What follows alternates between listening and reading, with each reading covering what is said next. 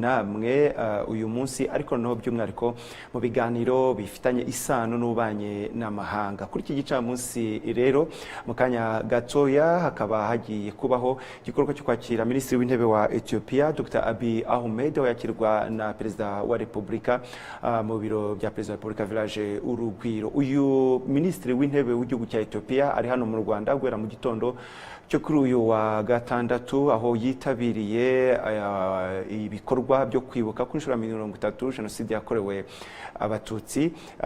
Iki bikorwa biteganyije gutangira ku munsi w'ejo ku itariki ya 7 z'ukwezi kwa 4 muri mwaka wa 2024. Ethiopia ni igihugu gisanzwe gifitanye umubano n'u Rwanda by'igihe kirekire, ndetse yewe n'uyu Dr. Abiy Ahmed, Minisitiri w'Intebe wa Ethiopia, ntabwo ari ubwa mbere aje mu Rwanda, akaba n'ubundi rero asanzwe agendera u Rwanda mu bihe bitandukanye. Hanyuma rero kuri iki gicamunsi bikaba biteganyijwe ko yakirwa na nyakubahwa Perezida wa Repubulika.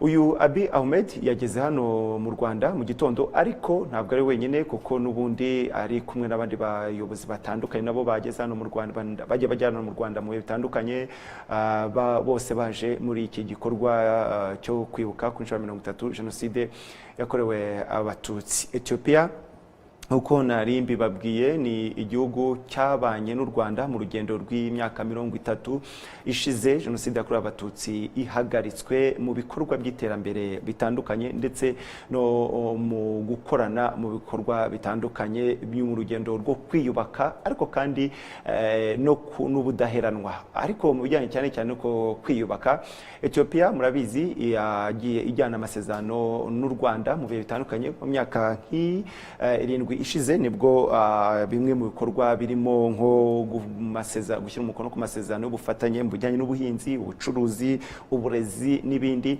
hagati y'u Rwanda na Ethiopia yagiye ashyirwaho umukono ugashyirwaho amasezerano. Ariko reka tubabwire ko nko mubibona ku mashusho, nyakubahwa Perezida wa Repubulika yakiriye Dr. Abiy Ahmed, Minisitiri w'Intebe w'igihugu cya Ethiopia, mu byubahiro nyine, mu cyubahiro kigenerwa abakuru b'ibihugu.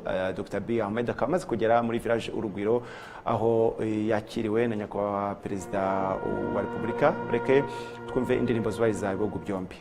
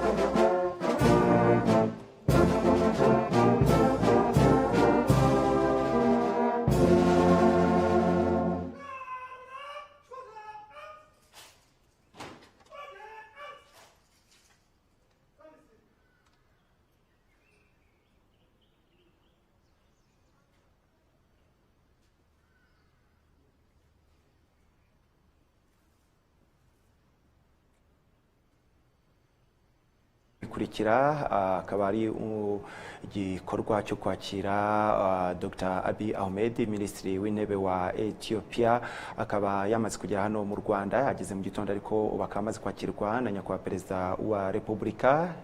Nkuko mubibonye ni ukumwakira nyine mu cyubahiro kigenerwa umukuru w'igihugu. Ethiopia rero nkuko maze kubibabwira ni igihugu cyaherekeje u Rwanda mu rugendo rw'imyaka 30 y'ubudaheranwa ndetse n'iterambere nyuma y'uko hahagaritswe jenoside yakorewe abatutsi. By'umwihariko mu gihe Abiy Ahmed umuntu yavuga ko ari umuntu w'umutangabuhamya mwiza, kuko mu gihe cya jenoside yakorewe abatutsi imbere yaho yari yigeze ndetse no kuza mu Rwanda ari mu bikorwa byo kubungabunga amahoro by'umuryango w'abibumbye, ariko by'umwihariko akaba ari n'umuntu nyuma yaho wakomeje gukurikira ndetse n'urwo rugendo rwo kwiyubaka u Rwanda. Akaba rero amaze kwakirwa na nyakubahwa perezida wa Repubulika Paul Kagame, yitabiriye igikorwa cyo kwibuka kuri 30 jenoside yakorewe abatutsi.